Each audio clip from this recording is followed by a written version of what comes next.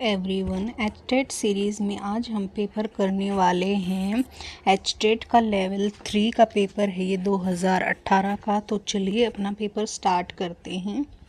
तो हमारा first question है the least perfect square number which is exactly divisible by. ठीक है, यहाँ पे कुछ नंबर्स हमें दिए हैं, बताना है कि इनमें से कौन सा सबसे जो न्यूनतम पूर्ण वर्ग होगा। ठीक है, तो देखो अगर हम इस क्वेश्चन की बात करें तो हम देख लेते हैं, या तो हम लोग क्या करें, इनका एलसीएम ले लें। ठीक है, वहाँ से हम लोग इनका निकाल लेंगे, एलसीएम निकाल के जो एलसीएम आएगा हमारे पास, या तो हम इन सभी का एलसीएम निकाल ले और एलसीएम जो आए हमारे पास वो इन सार से डिवाइड करके देख लें। ठीक है, या एक दूसरा तरीका ये भी हो सकता है कि यहाँ पर देखो 10 के लास्ट में 0 आया है, 12 के लास्ट में 2 आया है और ये 15 और यहाँ पर जो है 18 आया है। तो ये जो तीनों हैं ये 3 के मल्टीपल हैं, 3 के मल्टीपल हैं। तो डिवीज़न रूल क्या कहता है, 3 का डिविजिबिलिटी रूल, कि जो हमारे पास सम होगा वो जो है 3 से डिविजिबल होगा। देखो इसका भी सम नहीं बन रहा है और यहाँ पर तो बन रहा है। ठीक है, तो यहाँ पर लिस्ट जो आंसर हो जाएगा वो हमारा 900 हो जाएगा। ठीक है, और ये एक पूर्ण जो है वर्ग भी है, यानी कि ठीक है, तो हमारा आंसर हो जाएगा ऑप्शन नंबर सेकंड। तो चलिए नेक्स्ट क्वेश्चन पर मूव करते हैं। नेक्स्ट क्वेश्चन क्या बोलता है, नेक्स्ट क्वेश्चन हमें कहता है A is the father of C. सबसे पहले हम इसको ट्री डायग्राम बना लेंगे। इसमें A is father of C, A जो है वो सी का फादर है। फादर को हम यानी कि जो मेल होंगे उसको बॉक्स से डिनोट करेंगे और फीमेल को हम डिनोट करेंगे सर्कल से। D is the son of B, E is the brother of, if C is the sister of D, अगर C सिस्टर है किसकी, D की, और D सन है किसका, B का, तो सन है तो B ऊपर जाएगा। फिर कहता है E is the brother of A, E जो है वो A का ब्रदर है, ब्रदर है तो इधर बन जाएगा, कौन है, ई, ई इज़ ब्रोदर, वो यहाँ बन जाएगा। फिर कहता है how is B related to E, D is the son of B. तो यहाँ पर देखो अगर ये दोनों बहन भाई हैं, ठीक है, अगर ये दोनों बहन भाई हैं तो, और ये अगर मेल है तो ये फीमेल ही होगी, और फीमेल होगी तो एक दूसरे में हस्बैंड वाइफ का रिलेशन होगा। तो पूछा है कि बी ई की क्या लगेगी। देखो ये इसका भाई है तो बी ए की क्या लगी, बी ई की क्या लगेगी, बी ई की क्या लगेगी। इसने ये बोला ना how is B related to E, यानी बी ई से कैसे संबंधित है। तो ये क्या लगेगी भाई, अगर ये इसका भाई है तो ये इसकी पत्नी ही होनी चाहिए, तो उस हिसाब से तो ये क्या लगी इसकी। एक बार दोबारा देख लेते हैं।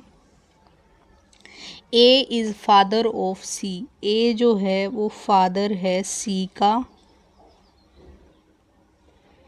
सी is sister of D, C sister है डी की। उसके बाद D is the son of B, D जो है सन है किसका, बी का। E is the brother of A, E जो है वो ब्रोदर है ए का, ब्रोदर है ए का। तो how is B related to E, तो ये क्या लगेगी भाई इसकी, अगर ये इसका ब्रदर है, ये इसका बेटा है, ये दोनों बहन भाई हैं, तो उस केस में तो यहाँ पर जो है ये इसका हस्बैंड वाइफ का रिलेशन होना चाहिए। आई थिंक इस क्वेश्चन में थोड़ी मिस्टेक्स दी हुई है। यहाँ पर रिलेशन जो है ना, बी का रिलेशन ई की बजाय ए से पूछते ना, तब आंसर क्या आ जाता, हस्बैंड आ जाता। ठीक है, चलिए नेक्स्ट क्वेश्चन देखते हैं। अगला क्वेश्चन है कि इन ए सर्टेन कोड, यहाँ पर कोड दिए हुए। सबसे पहले ऐसे क्वेश्चंस में क्या करते, लिख लेते हैं CERTAIN, उसको कोड किया गया है XVIZRZR और M। तो देखो दो तरीके हैं, या तो इन सब को नंबरिंग दे ले, या फिर अगर जिसकी प्रैक्टिस होगी उसे पता चल जाता है कि इन दोनों का सम हमारे पास कितना बन रहा है, 27 बन रहा है, इन दोनों का भी 27, इसी तरह से इन दोनों का 27, इन सभी का सम अगर हम देखते हैं तो 27 बन रहा है। तो हमें पूछा किसका गया है, MUNDANE। ठीक है, तो लास्ट में V आ जाएगा, N का M होता है, V के लिए ये दोनों ऑप्शन गए, A का कितना होता है, Z होता है। तो इन दोनों ऑप्शन में से देखेंगे तो यहाँ पर M का N हो जाएगा, इसका F हो जाएगा, इसका M हो जाएगा और इसका क्या हो जाएगा, W हो जाएगा, ZMV, NFMWZMV। तो ऑप्शन नंबर 3 जो है इसका करेक्ट हो जाएगा। तो चलिए नेक्स्ट क्वेश्चन पे मूव करते हैं। अगला क्वेश्चन बोलता है कि which of the following words can not be formed by using letter of words dictionary. ठीक है, यानी कि इन लेटर्स का इस्तेमाल करते हुए बताना इनमें से कौन सा हमारे पास नहीं बनेगा। तो ऑप्शन नंबर 3 इसका करेक्ट हो जाएगा। NN आया है, इसमें NN है ही नहीं। तो चलिए नेक्स्ट क्वेश्चन पे मूव करते हैं। हमारा अगला क्वेश्चन है कि if P is brother of Q, अगर P जो है ब्रदर है Q का, P ब्रदर है Q का, R is father of P, R father है P का, S is brother of T and T is daughter of Q, Q की डॉटर है T, और यहाँ पर S क्या है, ब्रदर है T का, तो S ब्रदर है T का। Then paternal uncle of S, तो S का पैटर्नल अंकल कौन होगा, तो यहाँ पर पैटर्नल अंकल, इसके बारे में तो Q के बारे में तो हमें कुछ दिया ही नहीं है। तो यहाँ पर पैटर्नल अंकल जो है कौन हो जाएगा, पैटर्नल अंकल यहाँ पर अगर हम देखें तो ये हो जाएगा हमारा P, क्योंकि Q का तो जो है ना हमें जेंडर ही डिफाइंड नहीं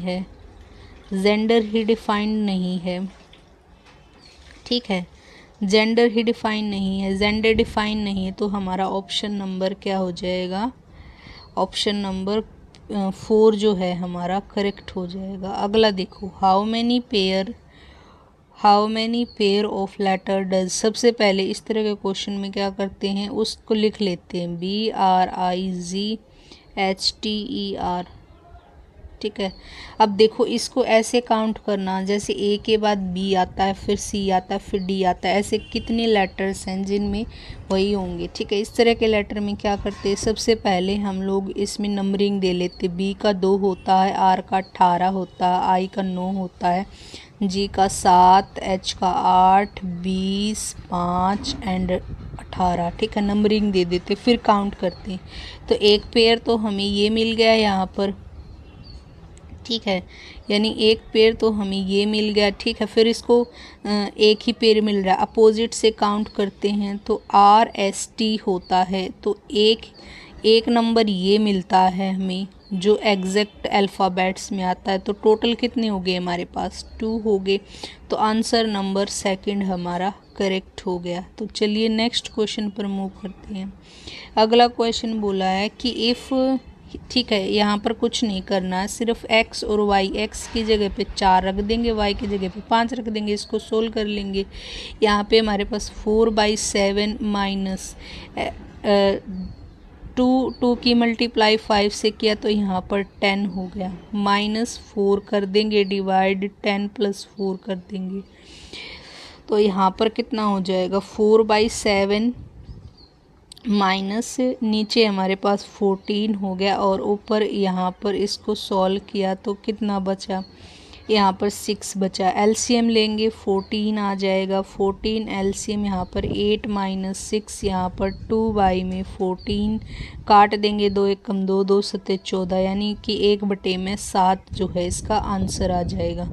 तो चलिए नेक्स्ट क्वेश्चन पर मूव करते हैं। अगला क्वेश्चन कहता है कि in a business AC invest amount in ratio where the ratio between amount invest A and B was, if their total profit is how much amount B will receive। देखो यहाँ पे ratio दिया है कि किस किस अमाउंट में जो है A B C ने जो है अपना जो है पैसा लगाया। सबसे पहले हम लोग यहाँ पर रेशो देख लेते हैं। A और C ने पैसा लगाया है यहाँ पर 2 और 1 के रेशो में, और यहाँ पर A और B ने रेशो 3 और 2 का। अब यहाँ पर देखो दोनों के अंदर कॉमन है A, लेकिन रेशो डिफरेंट है, इनको सेम बना लेते। सेम बनाने के लिए मैं क्या करूँगी, इस इधर वाली चीज़ को तो मैं 2 से मल्टीप्लाई कर देती हूँ और इधर वाली चीज़ को मैं 3 से मल्टीप्लाई कर देती। तो रेशो क्या बनेगा, 3 2 = 6, और ये हो जाएगा 3, और ये कितना हो जाएगा, यहाँ पर ये तो सेम था तो 6 बन गया, और ये 4। ठीक है, तो रेशो हमारे पास आ गया 6 3 4। ठीक है, अब ये हमारी इन्वेस्टमेंट का रेशो है। जब हमारा टाइम सेम होता है, इन्वेस्टमेंट का रेशो ही हमारा प्रॉफिट का रेशो होता है। इसका मतलब अगर मैं मान लूँ कि इसको जो मिले होंगे वो 6x मिले होंगे, इसको 3x मिले होंगे, इसको 4x मिले होंगे, टोटल को मिला करके इनको कितना प्रॉफिट हुआ है, 1573 का प्रॉफिट हुआ है। यहाँ से x की वैल्यू निकाल लेते हैं। x की वैल्यू अगर हम निकालते हैं तो सभी को जोड़ा 13x बन गया, यहाँ पर 1553 था। ठीक है, अब इसको 13 को नीचे लेकर के जाएंगे, x की वैल्यू तो कैंसिल आउट हो जाएगा, ये कितने पर कैंसिल हो जाएगा, 121 पर। ठीक है, अब x की वैल्यू 121 आ गई। वैल्यू क्या पूछे कि b को कितना मिलेगा, b का रेशो कितना था हमारा 3x था, तो b का रेशो कितना था हमारा, सॉरी 4 उल्टा लिख गए, यहाँ पर 3x था, यहाँ पर 4x था। ठीक है, यहाँ पर 4x था, उल्टा हो गया यहाँ पर। ठीक है, तो b की वैल्यू कितनी थी, 4x थी, 4x थी, तो 4 की मल्टीप्लाई इससे कर देंगे तो कितना हो जाएगा, यहाँ पर हो जाएगा 484। ठीक है, तो आंसर कितना हो जाएगा, ऑप्शन नंबर सेकंड। चलिए नेक्स्ट क्वेश्चन पर मूव करते हैं। अगला क्वेश्चन बोलता है कि a man is 14 year older than his son, after 2 year his age will be twice the age of son, the present age of son. देखो यहाँ पर मैन था, यहाँ पर सन था। मान लेते हैं कि सन की x होगी तो इसकी x प्लस कितना बड़ा है, 14 होगी। अब 2 साल के बाद ये क्या बोल रहा है, 2 साल के बाद इसमें 2 ऐड हो जाएंगे, एंड देन यहाँ पर भी 2 ऐड करेंगे तो ये 16 ही बन जाएगा। अब कह रहा है ये जो रेशो आएगा, यानी कि x + 16 डिवाइड ऑफ x + 2, इसका जो रेशो आया ना हमारे पास, वो कितना आया है कि वो 2 गुना हो जाता है उसका जो फादर है। तो फादर कौन है, 2/1। ठीक है, अब क्या करेंगे, एक तो ये तरीका है, एक दूसरे तरीके से भी कर सकते हैं, पर ये थोड़ा इजी रहता है। इसमें हम ऑप्शन पुट करके देख लेंगे। ठीक है, अगर हम इसमें ऑप्शन पुट करके देखते हैं तो हमारे पास कौन सा ऑप्शन ठीक रहेगा। इसमें ऑप्शन नंबर जो है, अगर हम प्रेजेंट एज की बात करें तो ऑप्शन नंबर 3 जो है इसमें करेक्ट आ रहा है। देखो, अगर मैं 12 को इसमें ऐड कर देती हूँ तो मेरे पास 28 बनता है और नीचे मेरे पास 14 बनता है। तो 14 दूनी 28 यानी रेशो 2:1 बनता है और इधर भी 2:1 है। तो यानी कि ऑप्शन सेटिस्फाई कर रहा है। तो हमारा आंसर क्या हो जाएगा, ऑप्शन नंबर 3।